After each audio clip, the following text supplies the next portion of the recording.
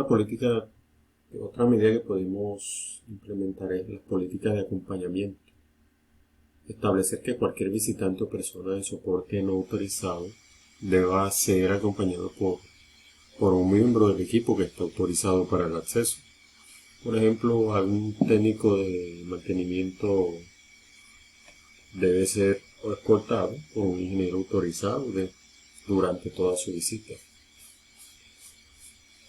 Los controles para denegar el acceso a Internet también es otra medida. El acceso a redes sociales es otra medida que se puede implementar para evitar distracciones y posibles riesgos de seguridad asociados con el acceso a redes sociales como Facebook, Instagram, X. Es importante implementar políticas y controles que limiten y bloqueen el acceso a sitios relacionados que no estén relacionados con el trabajo.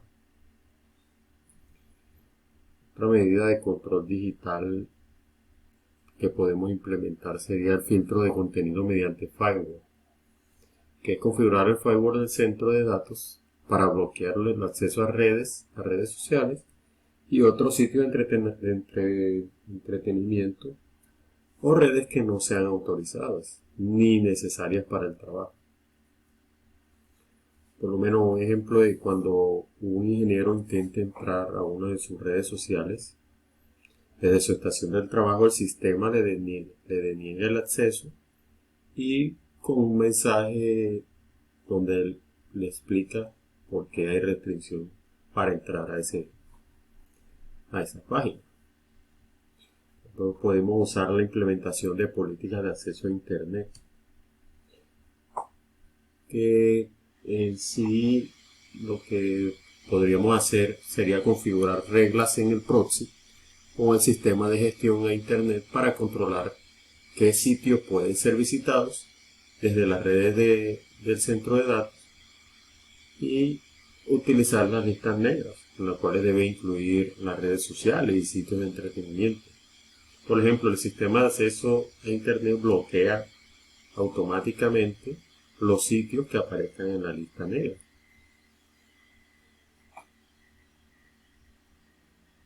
Hablemos del control mediante software. Por aquí.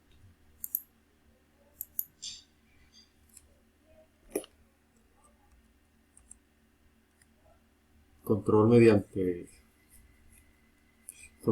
software de monitoreo de navegación. Implementar un software de monitoreo de navegación para restringir las actividades en línea de los ingenieros, asegurándose de que cumplan con las políticas del uso del Internet. Un ejemplo puede ser un informe semanal para detallar los intentos de acceso no permitidos, permitiendo que los administradores pues tomen medidas y ajusten las políticas si es necesario. También podemos usar la segmentación de red. Segmentar la red interna para que los sistemas esenciales, como las estaciones de trabajo de los ingenieros, tengan acceso a los recursos críticos, mientras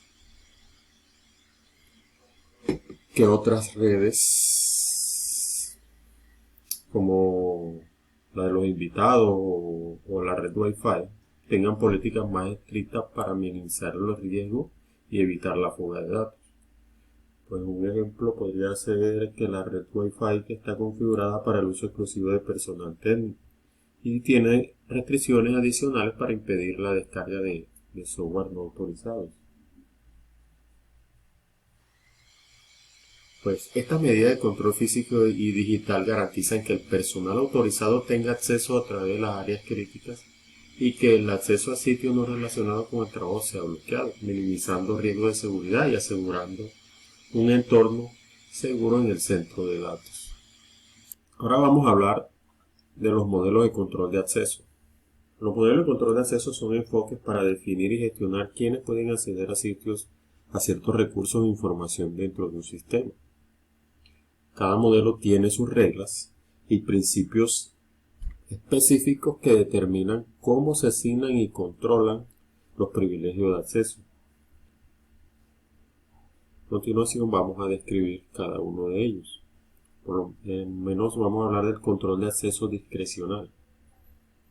Este modelo es, en este modelo el propietario de un recurso, ya sea un archivo o base de datos, tiene la libertad de decidir quién tiene el acceso a este recurso.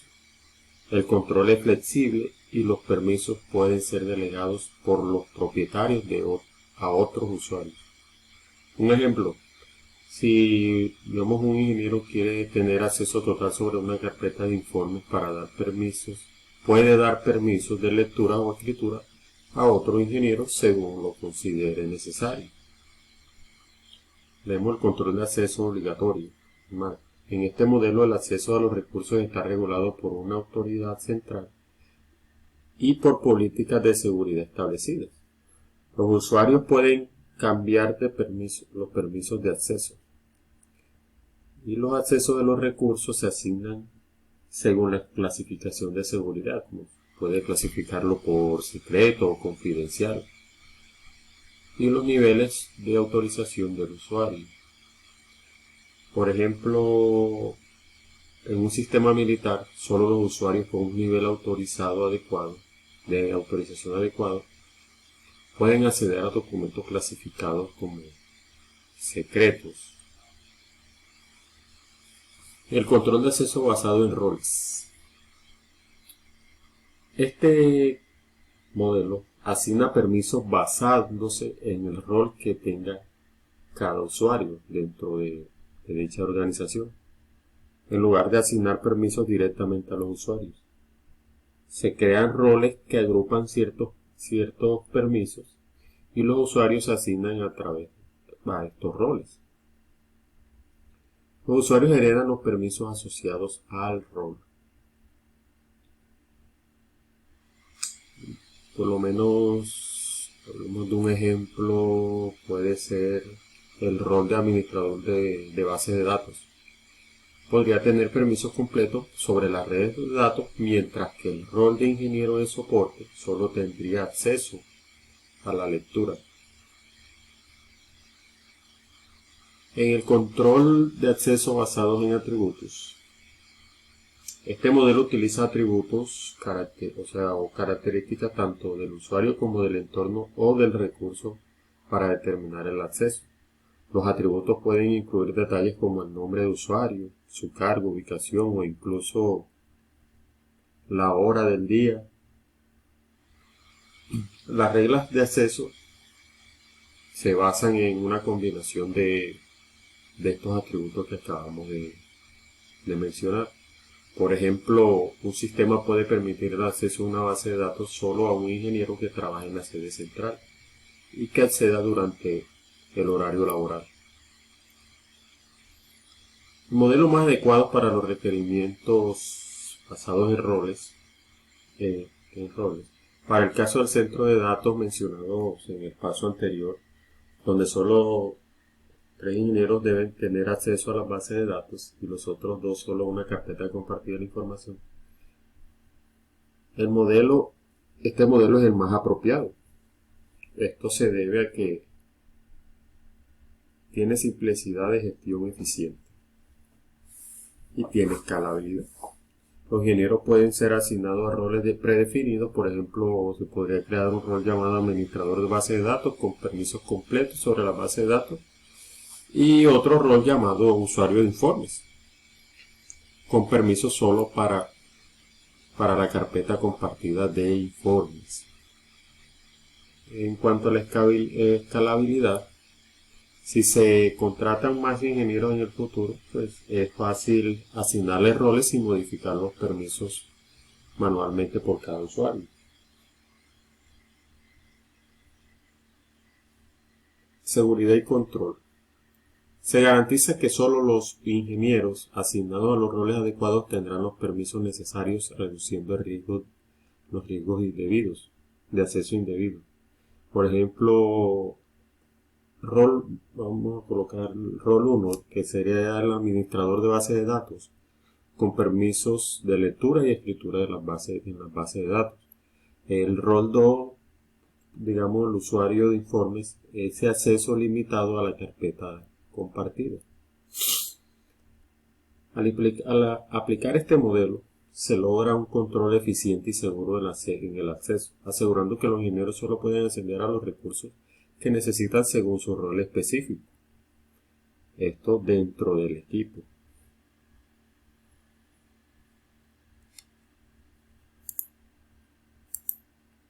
Vamos a hablar de Kevin Mitnick.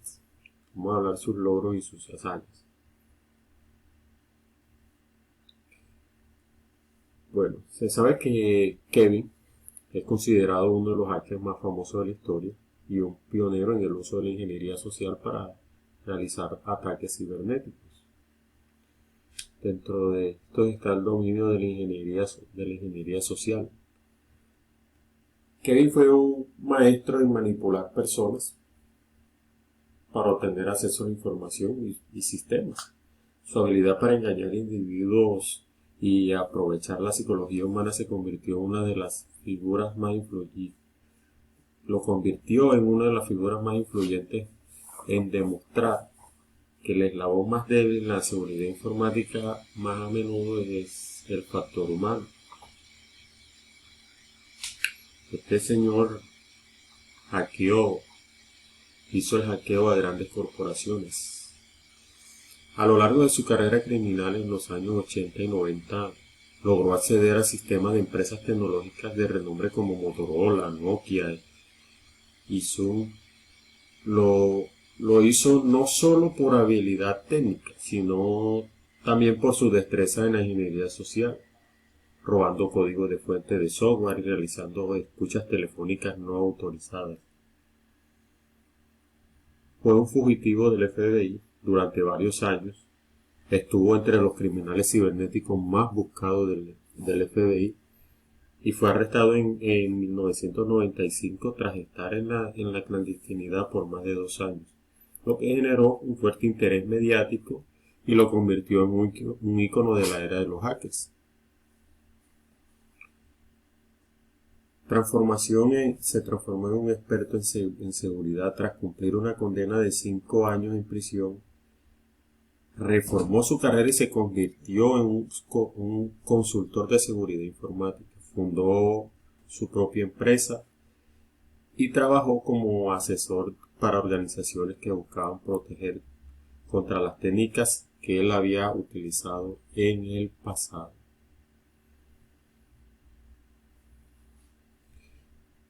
Mitnick escribió varios libros influyentes como El arte de la decisión y El arte de la instrucción, donde detalla las técnicas de ingeniería social y cómo protegerse de ellas. Estos textos han sido ampliamente utilizados por profesionales de la seguridad informática para concientizar sobre las amenazas humanas en la ciberseguridad.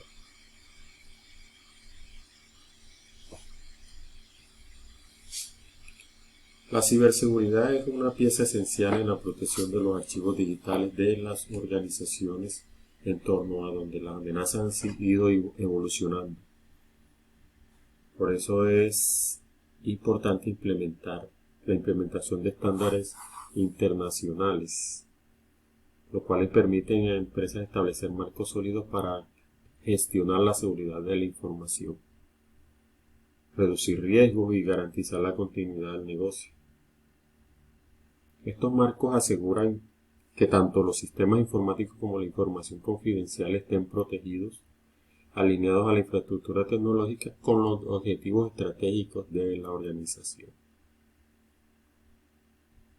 ¿Entiendo más? Muchas gracias.